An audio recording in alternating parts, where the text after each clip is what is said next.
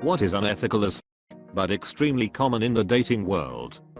Lying about whether or not you are clean, STD/ST free, and sleeping with them anyway. This is the scariest one emo. I imagine in about 80 years we'll have instant readout tests, so PPL can jab a finger and prove they're clean before they bump uglies. Edit, yikes. And maybe in about 81 years we'll have a Gattaca situation with fake fingertips of clean blood.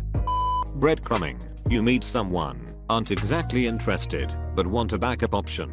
If you just ghost them or reject them, then they won't be around anymore. So instead, you leave a trail of breadcrumbs to keep them hanging. What does that look like? Oh, I'm really busy right now, I'll give you a call later. That, and making plans, but always cancelling at the last minute. It gives the illusion of them being interested, while not actually having to be in any sort of real relationship. Lying about your existing relationship status, for instance saying you're single when you're not. I'm coming off of a 2-month, I don't even know what to call it. When we started, I thought she was single. Turns out she had a boyfriend she was in an open relationship with. Wish I'd known that sooner. Edit, I put open relationship in quotes, since I don't even know if it's truly open. She ghosted me a week ago. Going on a break with a serious so to bang someone else and then asking for them back after. I know someone who did this serially for 10 years and had the poor girl convinced that she wasn't good enough for anyone else. Abusive piece of shit. He'd also leave her for long enough to not have to celebrate her birthdays. Using profile pics when you're 5 years younger and 50 pounds lighter doesn't work when you meet someone in real life. You're attempting to start a relationship on a lie. That's never a good thing. Kinda like the people that only post photos of them and the same 2 other people in every photo. Who are you? Making plans for a date and just not showing up. I know what you mean. And by that I mean it has never happened to me because I'm a married old guy, but Craigslist buyers have been no-shows and broken my heart many times. Lying through your teeth when making a dating profile. People lie about the most random things to make themselves seem more appealing. Lies can range from things as innocuous as I have a dog to shit like my dick is 15 elephants long. Lying about intentions. If you want a one-night stand, say it. Don't lie and say you want a relationship. But I really want a relationship.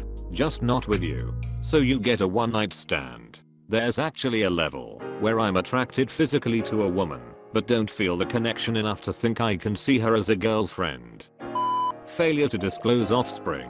I remember going out on a date with a woman, introduced by a co-worker, and I asked if she had kids. She said no. A few weeks later my co-worker commented that my date was out of town with her kids on vacation.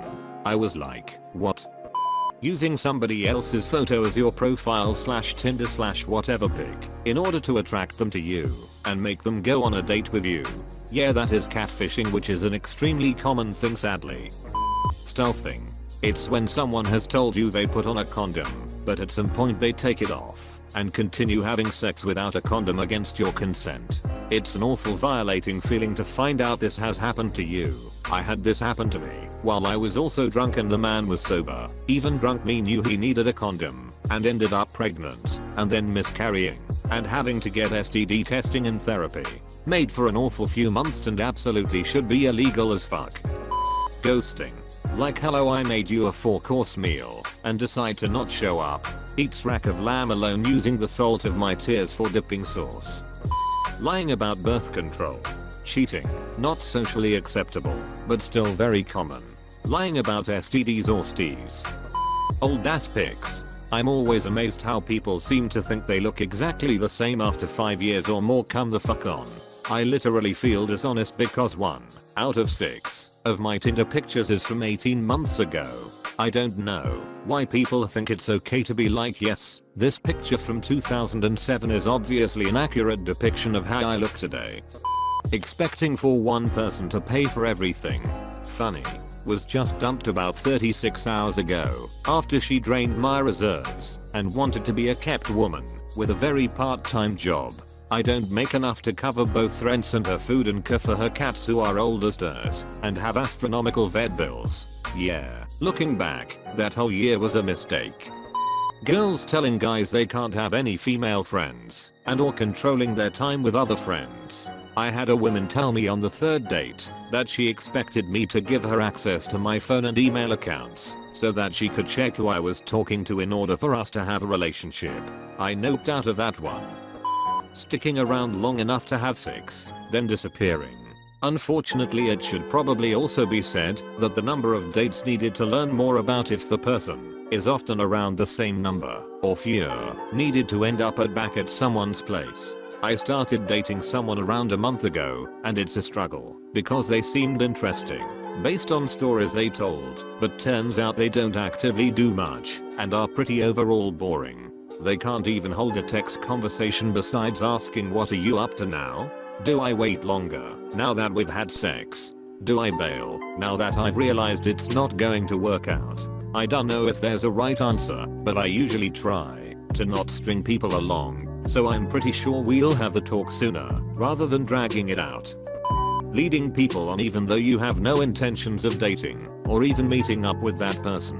You know what? I don't think this happens half as often as people think. I think most of the time you have a message conversation and one of the two decides they don't feel enough interest/connection to want to meet up.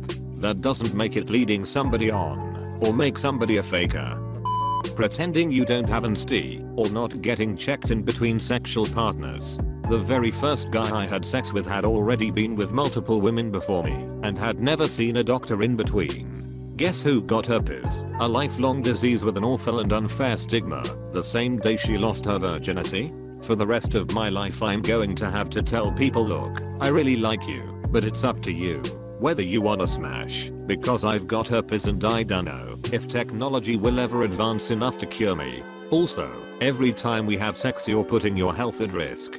I had to do this with my current partner and I thank my lucky stars every day that he tries to stay because he's the best thing that ever happened to me.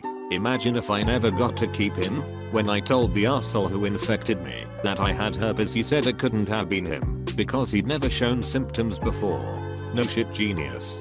Herpes can hide for years after you contract the disease, meaning you probably do have it. He refused to see a doctor.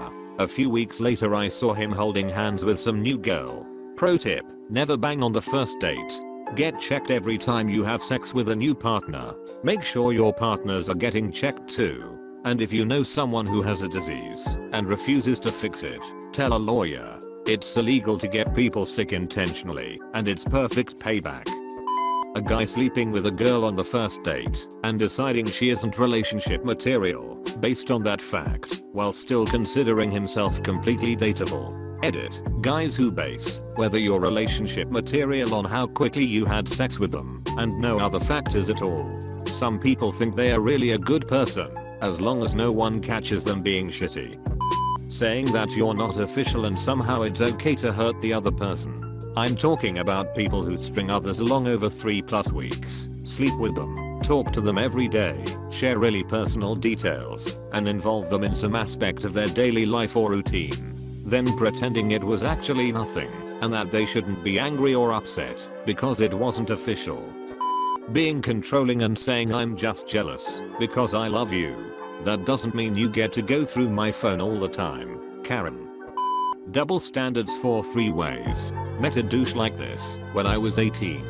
Kept trying to pressure me in a 3-way with a girl. Saying 2 girls is hot. Every girl is a little bee. The usual. I have a strict policy. I can do FMF, but you gotta be open to MFM. Period. No double standards. No, babe, that's gay. Fine. No FMF. But it's hot. You'll learn to love it. No. I'm fine if a dude says, I'm not into MFM. If you're into FMF without retribution, I'm all for trying it, but I won't force you. But don't go on and on and on about how FMF is hot and MFM is ooh gay.